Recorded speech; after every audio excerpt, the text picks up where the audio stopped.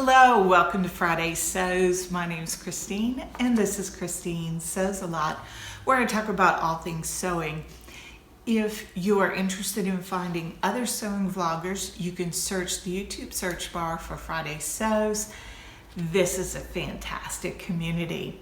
So I'm going to be talking about what's going on, what I've been making, and some upcoming plans. And I've made myself some notes so that I can stay on point.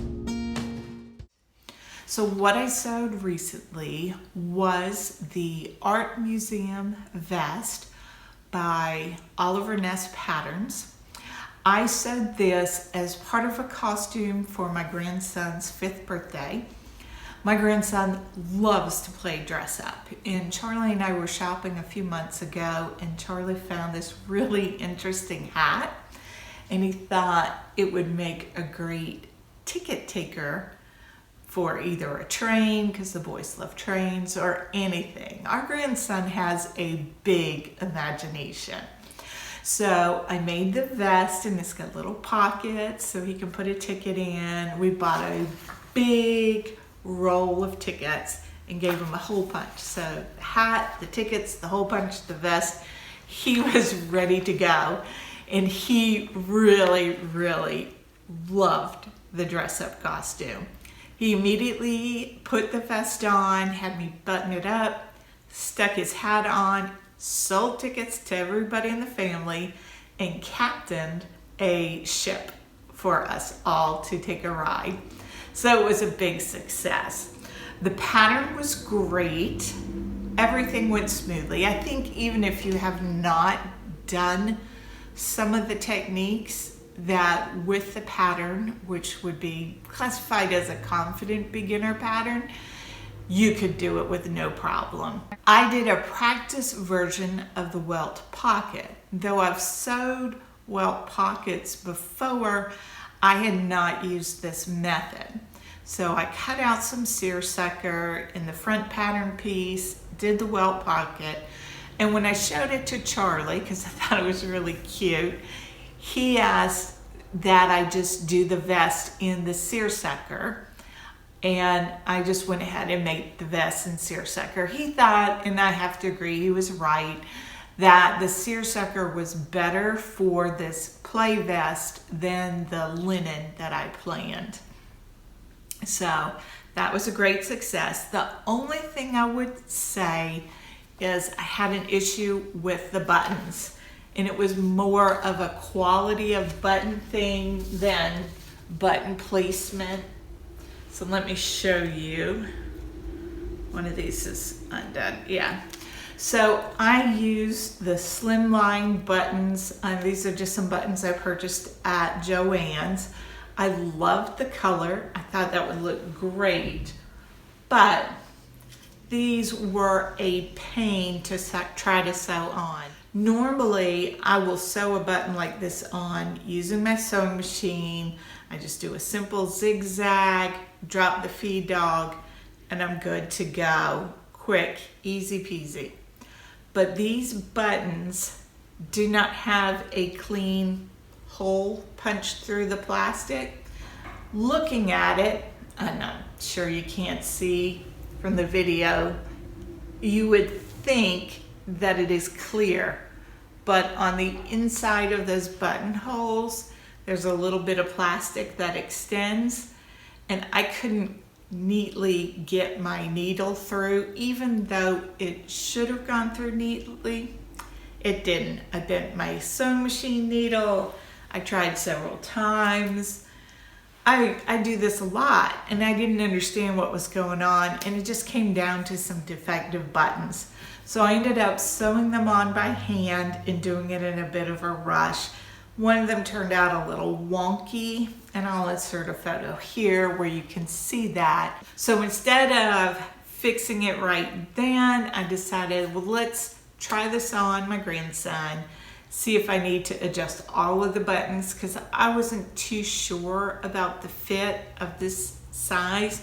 I knew I had room where I could move the buttons, and I ended up adjusting it later. So that was the Oliver Ness Art Museum vest.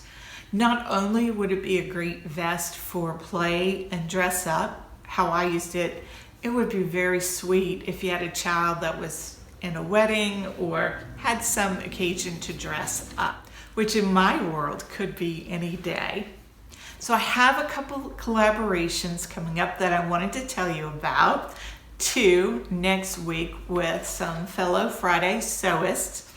I'm going to be collaborating with Michelle from Michelle Sews Again on her challenge, Sew Purple to End ALZ 22. It's a challenge that she's going to be hosting over on Instagram. I'm going to link her channel in her intro video below so that you can go and get all of the details.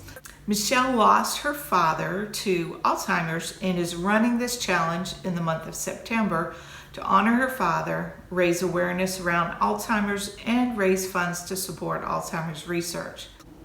Michelle is collaborating with different sewing YouTubers this month, sewing something purple. Michelle and I are sewing the loungewear set by Peppermint Magazine. Our videos for this are coming out on Monday, September 5. And yes, I was totally inspired to sew this in cotton double gauze by Ruan of the Yorkshire Sew Girl. I'm going to be making this into a shorts pajama set. So the other collaboration I'm working on is with Madi of Madi Sews for hashtag Project Dress a Girl 22.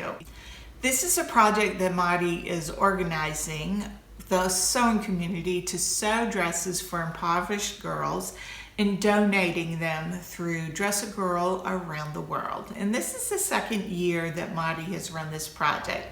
Last year there were over 800 dresses donated, which is fantastic. This is a way to really make a difference.